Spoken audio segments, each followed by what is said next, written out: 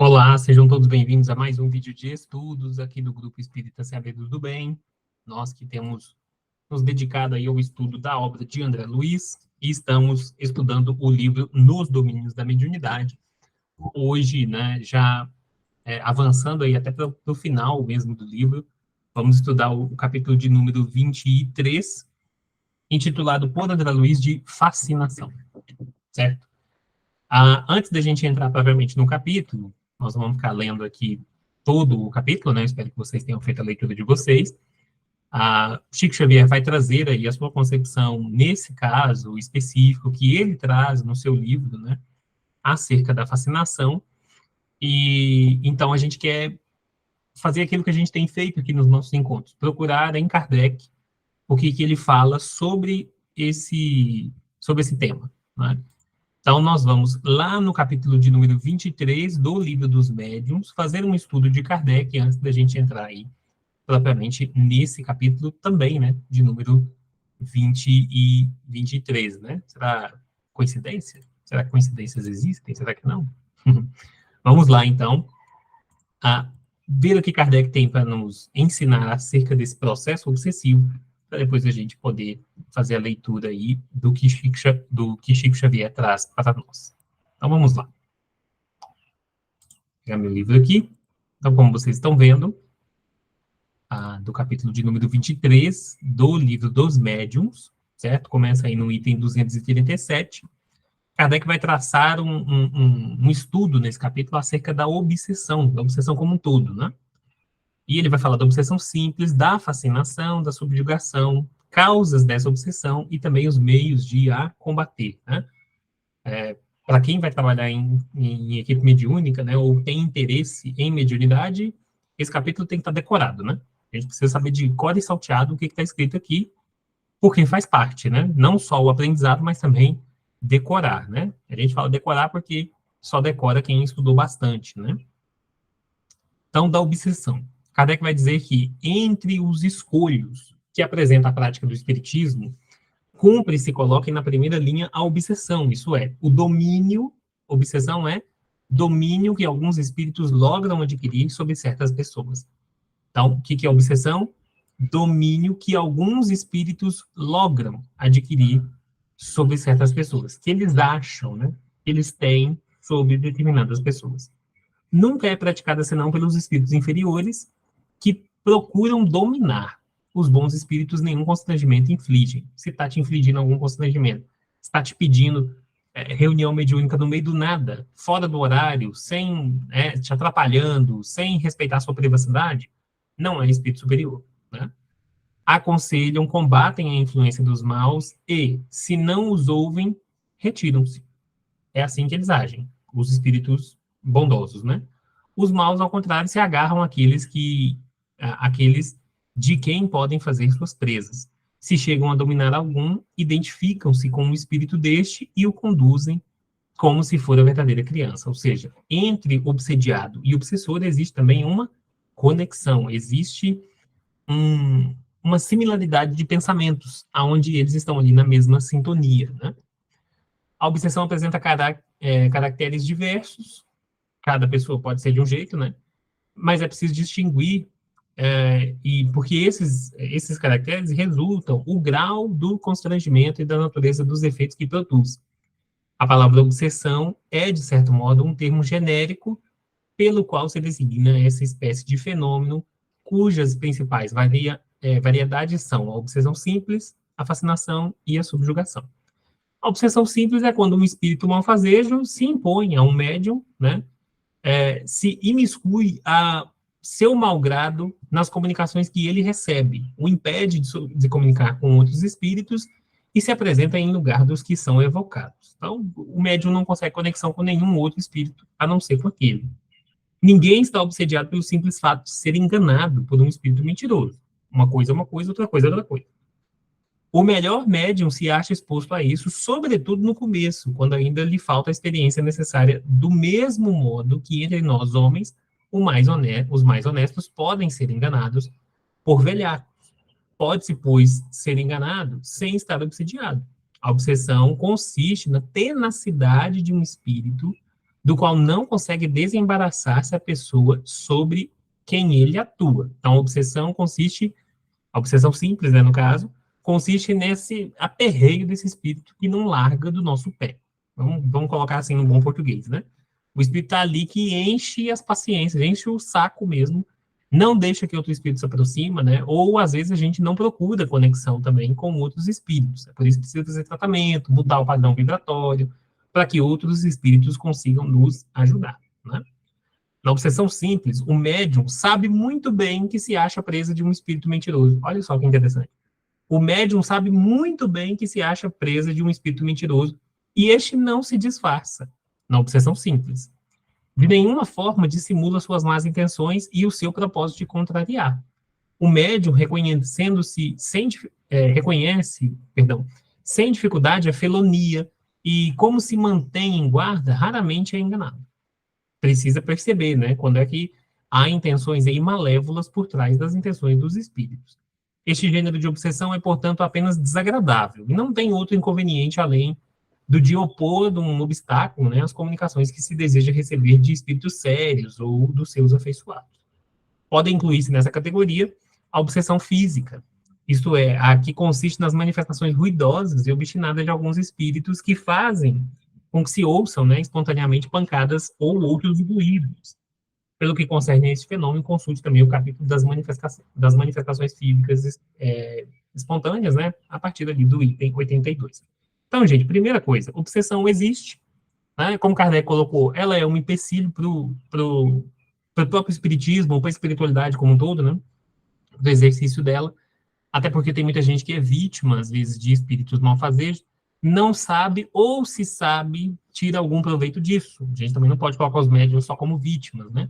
Tem gente que deixa o espírito ficar falando coisas, sabendo que são espíritos aí menores, né? Sabendo que são espíritos que são malfazejos, ou que são aí espíritos de menor, vamos colocar assim, calibre moral, né?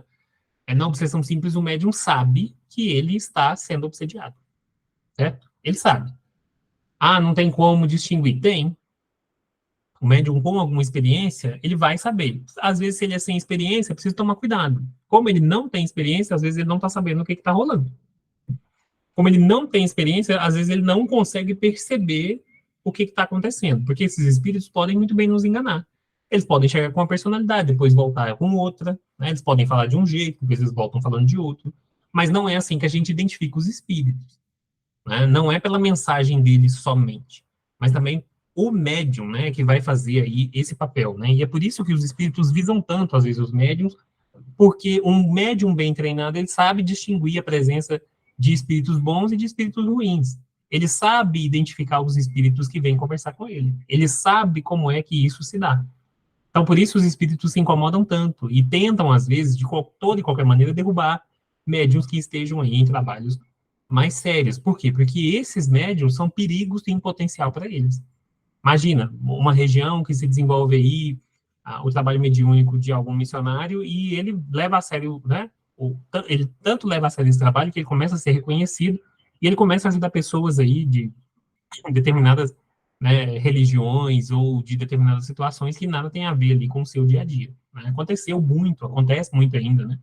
Aqui no Brasil, no exterior, então por isso eles são tão visados. Quando o médium é experiente, ele sabe. Quando não, né, ele pode se ver aí vítima desses espíritos, entender que está sendo vítima deles e ter uma dificuldade para se desligar, né, para se desconectar desse tipo de espírito. Por isso, nós temos nas nossas casas espíritas as sessões de desobsessão, em que a gente vai atender também espíritos obsessores como esses, né? Que vão ser levados e a gente vai tentar ali um esclarecimento, mas claro, né, gente?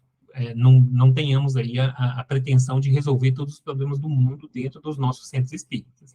Isso vai ser feito, né? Mas é preciso que a gente entenda que há uma parcela muito mais significativa e muito maior, a própria André Luiz vem trazer isso aqui para a gente, né? No plano espiritual. A equipe espiritual trabalha 100 vezes mais do que a equipe encarnada, com certeza. Né? Para a gente não achar que a gente está resolvendo o problema do mundo espiritual nas nossas reuniões mediúnicas. Né? A gente só está colaborando. O trabalho ele vai persistir enquanto ele for necessário. Então, o item 239 é que vai trazer para a gente o que a gente quer para esse capítulo. A fascinação tem consequências muito mais graves. É uma ilusão. Ilusão. Sempre que falar de fascinação, gente, lembre-se da palavra ilusão. Não lembra da música, não. Os sonhos mais lindos, sonhei, né? Disso não. Essa é outra música, é outra fascinação. Né? A fascinação espírita, ela se caracteriza por essa ilusão produzida pela ação direta do espírito sobre o pensamento do médium e que, de certa maneira, lhe paralisa o raciocínio relativamente às comunicações. Então, o médium não consegue receber outra comunicação ou não consegue entrar em contato definitivo com outros espíritos, senão aquele que o está fascinando. O médium fascinado não acredita que esteja sendo enganado. Olha a diferença. Um sabe que está sendo obsediado, o outro não. O outro tem certeza que ele não está. Né? O espírito tem a arte de lhe inspirar confiança cega, que o impede de ver o embuste e de compreender o absurdo do que escreve, ainda quando esse absurdo salte aos olhos de toda a gente. A ilusão pode mesmo ir até o ponto de o fazer achar sublime a linguagem mais ridícula. A pessoa está escrevendo uma baboseira ali, está achando que está escrevendo um novo, sei lá, uma nova retórica de Aristóteles. Não está. Fora erro acreditar que a este gênero de obsessão só estão sujeitas as pessoas simples, ignorantes e baldas de senso, as pessoas que não têm ainda o senso de espiritualidade, né? Dela não se acham isentos nem os homens de mais espírito, os mais instruídos e os mais inteligentes, sob outros aspectos, o que prova que tal aberração é efeito de uma causa estranha, cuja influência eles sofrem. Então, vamos lá. Como é que funciona, então, essa questão da fascinação? O espírito vai criar uma ilusão e o médium compra essa ilusão. O médium não só compra essa ilusão, como ele está enfiado nela. Então, dificilmente, como Kardec colocou aqui, o médium que está sob fascinação vai se reconhecer no processo de fascinação. Ele, inclusive, vai dizer que não, que os espíritos que falam com ele são muito bons, que os espíritos que falam com ele são melhores, que quem está indo contra são agentes das trevas. Né? A fascinação, ela é assim, é um processo de domínio, não só da vontade do médium, mas da própria maneira como esse médium enxerga a realidade. É importante que a gente tenha isso em mente. Por quê? Porque senão a gente fica achando que é coisa de filme, de super-herói, de conto de fada. Não é nada disso. Tenhamos a ciência e a consciência de que o que está acontecendo com esse médium tem não só a participação dos espíritos, mas também do próprio médium. Por quê? Porque o médium que não para fazer uma análise do próprio trabalho, o médium que não entende a necessidade de estudo, por exemplo, geralmente começa assim. O médium acha que ele não precisa estudar. Ele já sabe. Né? Direto você encontra médium assim. Vamos estudar tal coisa? Não, isso aí eu já sei. Não, vamos ler tal livro. Não, eu li esse livro 15 anos atrás. Né? Eu já li, eu já sei o que está escrito aí. Não, mas é porque foi 15 anos atrás, hoje você tem outra visão, você tem mais experiência dentro do campo mediúnico. Não, isso eu já sei, eu não quero saber. Eles fogem de estudo assim, ó, que é uma beleza. Né? Qualquer coisa que você coloca para o médium estudar, ele foge. E não só foge do estudo, como ele estuda, mas ele olha e fala assim, não, mas isso aqui não é aplicável, não. Se isso não é fascinação, gente, eu não sei o que é. E acontece com grupos mediúnicos no Brasil e no mundo inteiro.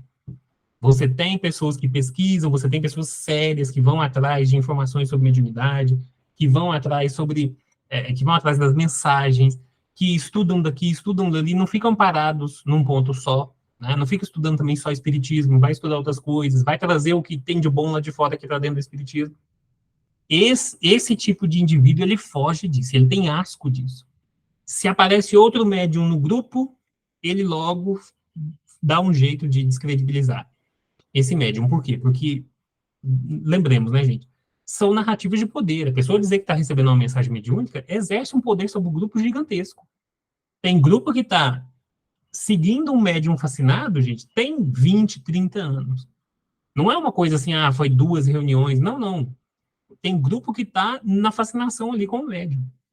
Se conecta, não presta atenção. Mas esse médium aqui, ele está falando umas coisas que tem nada a ver. E as pessoas falam, aí vem o grupo, né, proteger. Fala, que é isso? Esse médium aqui, como é que você duvida de fulano?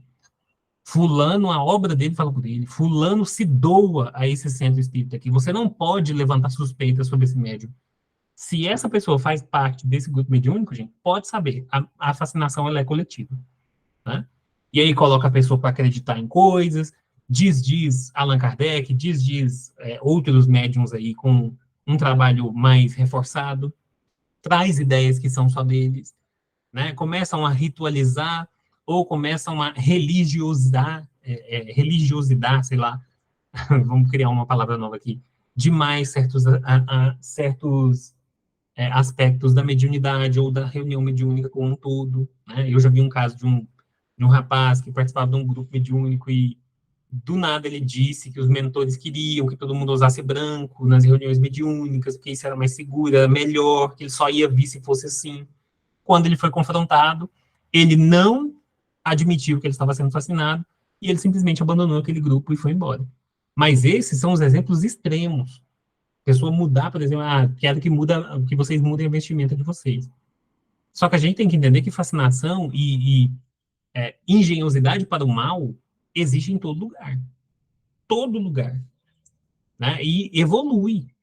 Se a gente for assistir hoje um filme dos anos 80, por exemplo, você vai lá e fala assim, o plano do vilão do James Bond era, não, eu vou dominar o mundo e todo mundo vai ser meu servo. Era mais ou menos esses os planos, né? Tem um filme do 007 que eu não sei se é o GoldenEye, que ele fala assim, que ele vai explodir a Terra e vai viver na Lua. Como é que ele ia viver sozinho na Lua? Só os roteiristas desse filme sabem, né? Mas eram essas as histórias, né? Nos anos 80 era assim.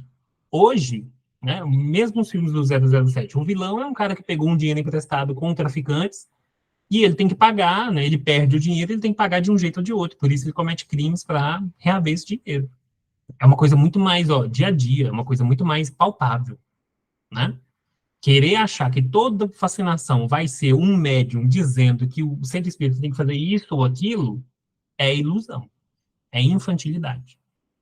Querer achar que fascinação é só um plano megalomaníaco de um espírito querendo dominar, falando mentiras pra gente, é ser muito, muito, muito criança para lidar com a espiritualidade.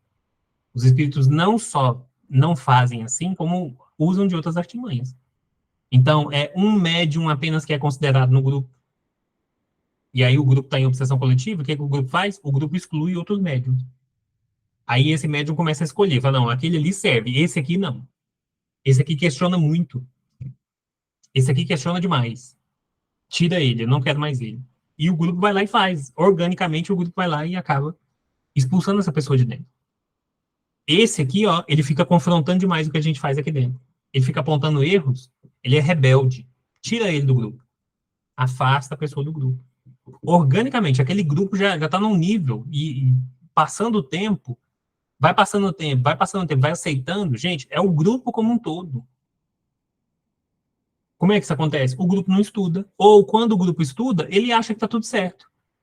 Ele lê lá assim, a sessão mediúnica tem que ser assim, assim, assado.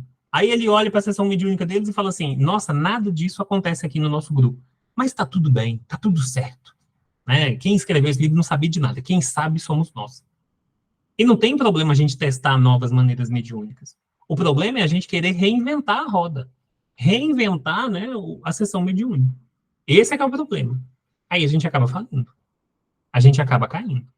A gente acaba vítima de uma fascinação que poderia ter sido evitada. Aí, amigo, um grupo que tá totalmente dominado por fascinação, eu vou dizer para vocês, ele não está servindo a propósito do plano superior. Quem está ligado a ele, quem está fazendo coisas com ele, não tem propósitos aí de evangelização. Tem outros propósitos, tem outras vontades. Que vontades são essas? Cada grupo é um grupo.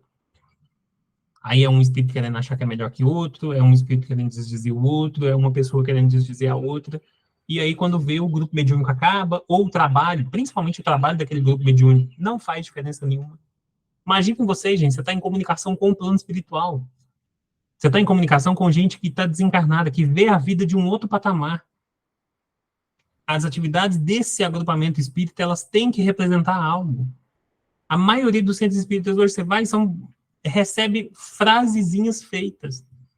Recebe frases de Chico Xavier ou de Divaldo Franco reformuladas, escritas de outra maneira. Aquele grupo ele não produz nada de novo, ele não ajuda com nada, ele é só mais do mesmo. Eu pergunto a vocês, a espiritualidade séria vai perder tempo com um grupo que está repetindo, se tem 20, 30, 40 anos? Tem 40 anos que o grupo é do mesmo jeito. Tem 40 anos que as coisas aqui não acontece nada. A gente está aqui, nossa, a gente não sente mais nada nesse trabalho aqui, a gente só vem porque a gente é obrigado. Porque a gente se obriga, a gente tem medo, né? O espírita hoje tem medo de ir para o inferno, né? Kardec escreve todo um livro falando que o inferno não existe e os espíritas hoje têm medo de ir para o inferno. Aí se obriga a ir para o centro espírita, se obriga a ir para o trabalho mediúnico, porque se faltar o trabalho mediúnico, meu Deus do céu, sua vida vai acabar. Eu já ouvi isso, já falaram isso para mim. Nossa, você vai abandonar o trabalho mediúnico? Meu Deus do céu. Sua vida vai entrar assim, um alvoroço, vai ser alvo de obsessão. Vocês imaginar as pessoas inventaram para falar para mim. Eu saí do grupo mediúnico, estamos aqui, né, vivendo a nossa vida como sempre, estudando, buscando aperfeiçoamento, né? Por quê? Porque não é medo e nem culpa que tem que nos guiar dentro das nossas atividades. Medo e culpa vai trazer isso aqui, ó. Vai trazer espírito que vai se conectar a você através desse medo e através dessa culpa. E através disso, ele vai começar a ditar sua vida espiritual e o trabalho espiritual do qual você faz parte. Já dissemos que muito mais graves são as consequências da fascinação. Efetivamente, grande é a ilusão que dela decorre.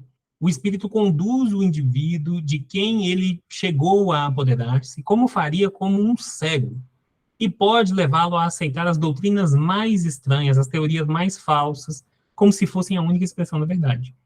Ainda mais pode levá-lo a situações ridículas, comprometedoras e até mesmo perigosas. Nossa!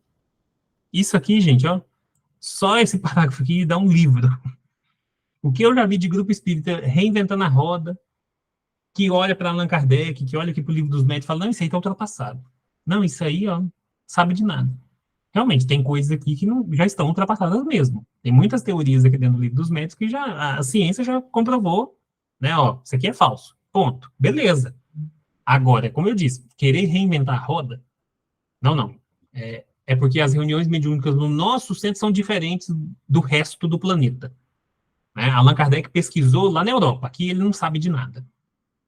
Tem problema fazer reunião mediúnica de outro jeito? Não tem. O problema é o quê? A exposição ao ridículo, como ele coloca aqui, ó.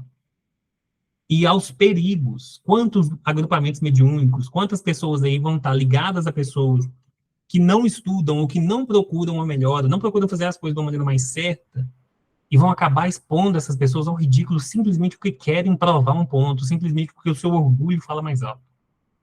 Isso é fascinação. Esse é o poder da fascinação. Esse é o perigo que ela traz.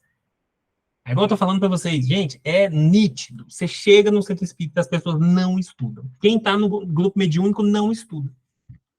Não estuda.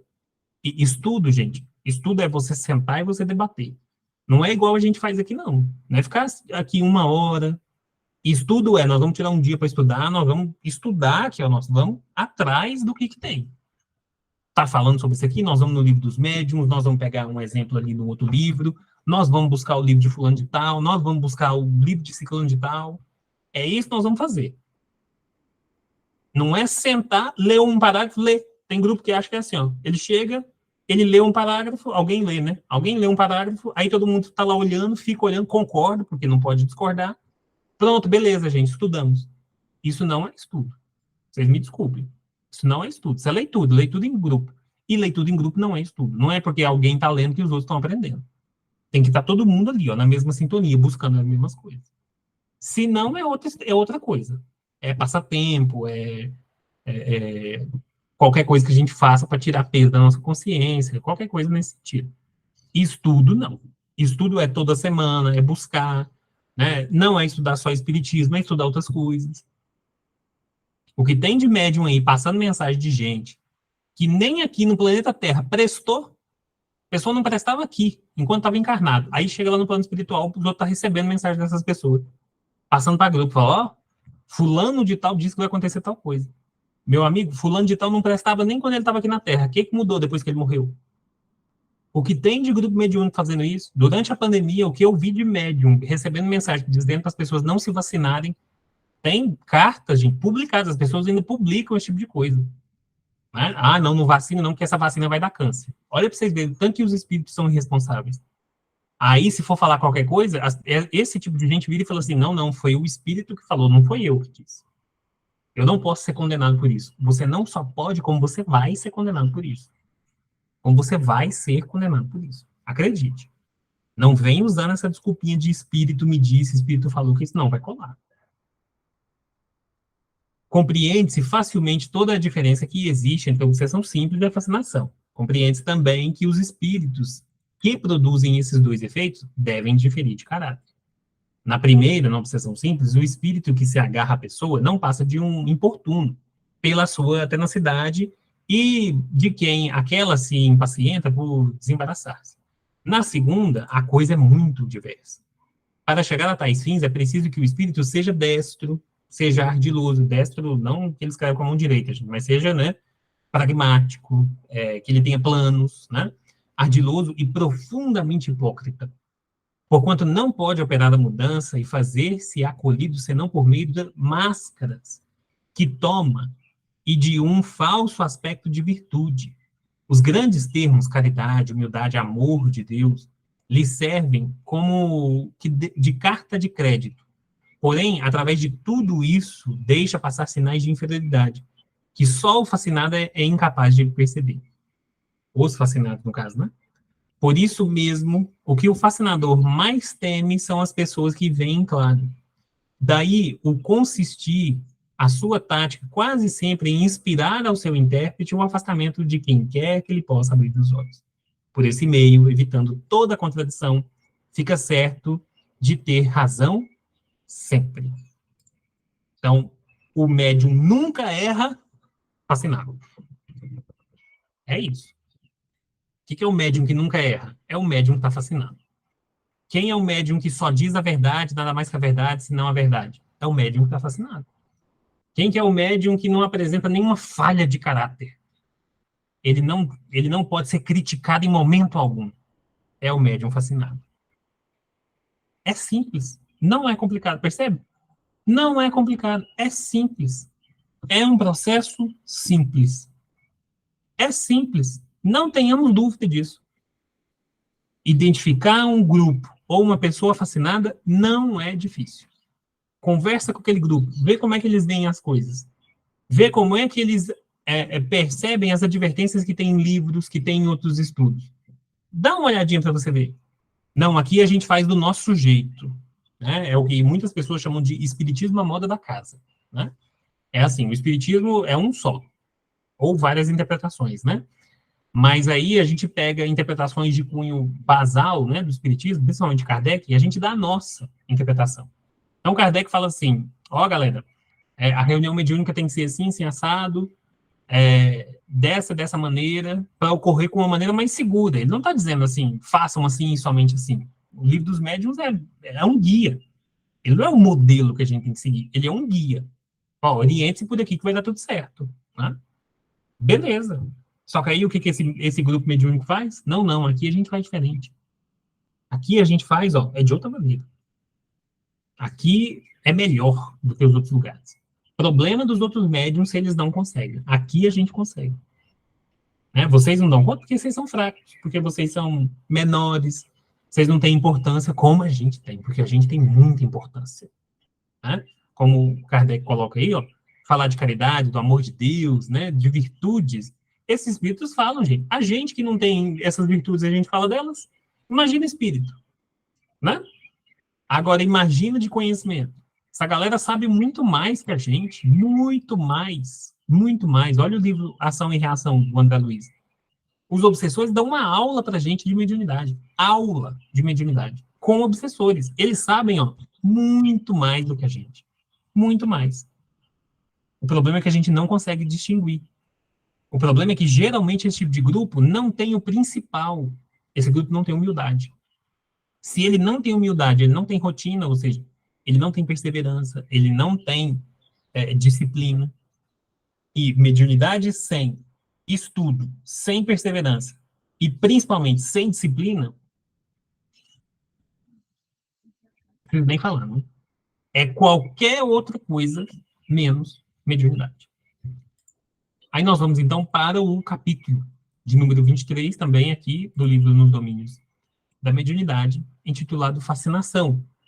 Eu não vou entrar aqui nos pormenores, porque Chico Xavier vai trazer uma forma de fascinação, ele vai falar aqui de fenômenos de licantropia relacionados ao perispírito, né, de cada uma daquelas pessoas ali. Licantropia, para quem não sabe, é o fenômeno, né, que era descrito aí nos termos medievais da pessoa que se transformava em lobo, né, se transformava em lobisomem aí no folclore brasileiro, né. Eu não vou entrar nesse assunto, porque para mim isso aí já é extrapolação do próprio Chico, né, eu não acredito que não tem provas basais para mim, principalmente em Allan Kardec, de que os espíritos possam alterar tanto o seu perispírito de uma maneira a se transformar em outros seres. Eu não vou discutir isso. O caso na história também não é só isso, né? O caso do capítulo que não é só esse. Se você não sabe do que eu estou falando, faça a leitura do capítulo, certo? Feita a leitura do capítulo, vamos aí nos atentar, então, a outros pontos que são interessantíssimos, né? Que ele traz aqui para nós, né? Ele vai falar de uma senhora que se levanta ali no meio daquela reunião mediúnica que era pública, né? À época se fazia essas reuniões públicas, começou a rodopiar e tudo mais, a ter verdadeiras crises ali epiléticas, né? Ao que o Aulus vai dizer que essa irmã, ela está com um complexo de fascinação, ou seja, espíritos estão criando ali nela uma ilusão. Aí percebam, essa ilusão pode ser utilizada tanto para o governo, os espíritos passam a exercer um governo na mediunidade daquela pessoa, tanto também quanto na mente da própria pessoa. Essa ilusão passa a ser como esse indivíduo enxerga a realidade. Então, olha só que interessante. Não é só uma questão de controlar comunicações, mas também da percepção da realidade que aquele indivíduo tem. Nesse caso aqui era isso, né? Eles queriam porque queriam que essa mulher acreditasse que ela era uma loba e não um ser humano, né? Nossa irmã permanece controlada por terrível hipnotizador desencarnado, assistido por vários companheiros que se deixaram vencer pelas teias da vingança. E aí, vingança, né, gente? É sempre questão aí ligada ao nosso passado espiritual, certo? E por que não separar o algoz da vítima? Pergunta o Hilário, né? E o Aulus vai responder que ainda não examinamos, né, o assunto em sua estrutura básica. Toda obsessão tem alicerces na reciprocidade, é o que a gente está falando aqui para vocês desde sempre. Se você está sofrendo obsessão, você não está sofrendo sozinho, tem alguém. Mas esse alguém, ele não opera se você não deixar, ou seja, existe entre vocês uma reciprocidade. Recordemos o ensinamento de Jesus. Não basta arrancar o joio, é preciso saber até que ponto a raiz dele se entranha no solo com a raiz do trigo, para que não venhamos a esmagar um ao outro, né? Para que a gente não atrapalhe nesse processo. Todavia, para colaborar em favor desses irmãos em desespero, será suficiente o concurso verbalista? O que ele está falando aqui? Falar com essas pessoas, doutrinar esses espíritos vai adiantar? Não lhes entendemos simplesmente palavras, não lhes estendemos, perdão, simplesmente palavras, mas, acima de tudo, o nosso sentimento. Toda frase articulada com amor é uma projeção de nós mesmos. Portanto, se é incontestável a nossa impossibilidade de oferecer-lhes a libertação prematura, estamos doando em favor deles a nossa boa vontade através do verbo nascido de nossos corações, igualmente necessitados também, né, da redenção com Jesus. O que ele está falando aqui? Não basta apenas palavra, é preciso sentimento e sentimento verdadeiro. Só que sentimento por sentimento não faz nada, né, gente? Sentimento vai fazer o quê? A gente agir no intuito de ajudar essas pessoas. Então, as nossas orações contam? Contam. Mas conta também a ação que a gente fizer. Né? Estabelecer vigílias, fazer ali os cultos, tentar ouvir o máximo possível aí o pessoal do plano espiritual que está auxiliando. Né? Ou seja, é agir. Não é só sentir, eu sinto tanta dó. Como o Emmanuel diz, ninguém precisa da nossa dó. As pessoas precisam da nossa ação. Ficar aguardando que o céu resolva as coisas não é resolução que se tome, né? Aí eles vão falar aqui um pouco do passado, né, dessa mulher, a gente vê aí o porquê ela estava ligada aí a esse hipnotizador e a essa outra cadeia de espíritos, né? as explicações que Chico Xavier dá aí para esse fenômeno que aparece inconstante, né, na obra de André Luiz, e aí a gente parte para a parte final do capítulo. Por quê? O que estava acontecendo? Em determinado momento, essa mulher que estava sendo obsediada, ela começou a falar em línguas que estavam aí mortas, né, em dialetos. Não é nada que a igreja evangélica faça, né, de ficar Shibila Baieba, blá, blá, blá, como eles falam aí, eles acham que eles estão mediunizados. Não estão, gente, tá? Primeira coisa é entender o seguinte, toda língua tem um padrão, certo? Por mais diferente que sejam as línguas, existe um padrão estrutural linguístico. É preciso pausas, é preciso certa cadência. Não é porque está misturando fonemas que está falando em uma língua. Muitas vezes você não está, você só está passando o papel de ridículo, né? Sejamos assim, mais duros para que as pessoas comecem a perceber que esse tipo de coisa não impressiona ninguém, e não só não impressiona ninguém, como faz com que elas pareçam ridículas. A pessoa chegar e falar que ela está falando língua dos anjos, gente, primeiro, o anjo é homem, anjo é gente daqui da Terra. Segundo, para que anjo ia falar numa língua que ninguém entende? Ah, não, ela está falando, a gente não entende. Ué, se a gente não entende, para que está falando, gente? Para que usar a mediunidade dos outros assim à toa? Por que um espírito sério vai ficar fazendo coisa à toa? A gente que não é sério, a gente evita ficar fazendo coisa à toa. Imagina um espírito bom, anjo. Não, eu tô aqui. E é interessante que, assim, os do bem falam Chibilabaíba. Os que não são bons, né, eles falam, assim, com uma veemência, né? Não, porque eu sou fulano, eu sou ciclano, eu vou fazer isso, eu vou fazer aquilo, tem que fazer isso, tem que fazer aquilo. Eu não entendo, não. Então, por que os bons não se comunicam dessa mesma forma? Tá muito mais fácil entender eles falando português do que eles ficar falando essa monte de sílabas aí desconexas, né? Sejamos, não vamos ficar de falsa modéstia, não, gente. Pelo amor de Deus, a gente está lidando com mediunidade aqui no Brasil tem mais de 100 anos. Pessoas sabem muito bem o que é um espírito encarnado em alguém, um espírito se manifestando através de alguém. Ficar promovendo mediunidade como se fosse show de horrores, como se fosse destroçar completamente a mente daquele médium e substituir por um ser irracional, isso não é mediunidade. Vocês me desculpem. E aí essa mulher começou a falar esse idioma antigo, né, um idioma que já estava morto. O André Luiz não coloca aqui, né? E o Aulus vai dizer, né, que é uma mediunidade comum, né, a xenoglossia, ou seja, a mediunidade poliglota. A pessoa começa a falar línguas, né, línguas diferentes. O filtro mediúnico e a entidade que se utiliza dele, né, acham-se tão intensamente afinados entre si que a passividade do instrumento é absoluta, sob o império da vontade, que o comanda de modo positivo. O obsessor, por mais estranho pareça, jaz ainda enredado nos hábitos, porque pautava a sua existência há séculos atrás, né? E em se exprimindo pela médium, usa todas as frases que lhe foram típicos. Ele estava falando como se ele estivesse vivendo, né, centenas de anos atrás. Isso é, entretanto, atribuível à mediunidade propriamente dita ou à sintonia mais completa? Como é que é? É sintonia ou é mediunidade? Mediunidade, a gente sabe, é sintonia, né? Mas precisa ter uma sintonia maior com o médium ou com o espírito, né? Médium e espírito, ou precisa ter uma maior... a mediunidade do médium tem que ser mais alargada. Como é que isso funciona? E aí, o Aldous vai dizer que o problema é de sintonia.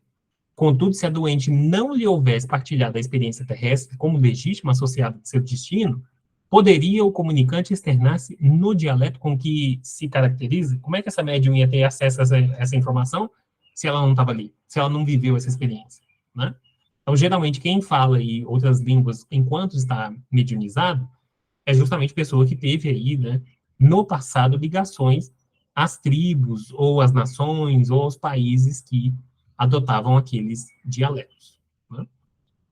Podemos concluir, então, que se a enferma fosse apenas médium sem o pretérito de que se dá testemunho, a entidade não se exprimiria por ela numa expressão cultural diferente da que lhe é própria, certo?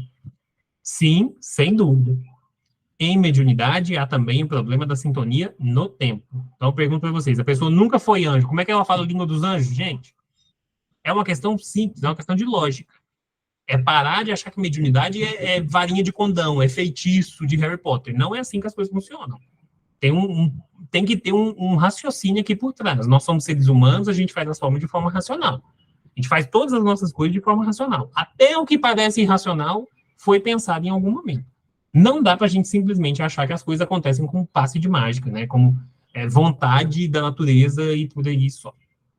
E aí, no final do capítulo, eles vão trazer, né, o que vai ser ali, para esse caso específico, não é para todos, a solução desse conflito, né? Essa doente, essa mulher está sendo preparada, né? Tendo em vista uma solução justa para o caso.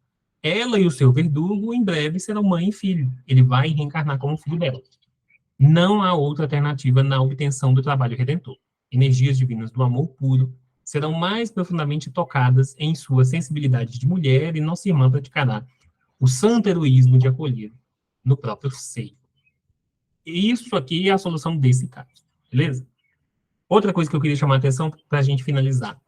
Não é porque a pessoa tem mediunidade que ela deve ser jogada dentro de um trabalho mediúnico, gente. Às vezes a pessoa está doente, como no caso desse aqui, e não é porque ela produz fenômenos que ela é um bom médium, certo? Eu sei que toca os nossos sentidos, chama a nossa atenção, mas a gente não pode ser irresponsável a esse ponto, beleza? Então é isso, essas são as nossas considerações aqui do capítulo 23. No próximo vídeo, então, a gente vai falar do capítulo de número 24, que é esse aqui, ó, que chama Luta Expiatória, beleza?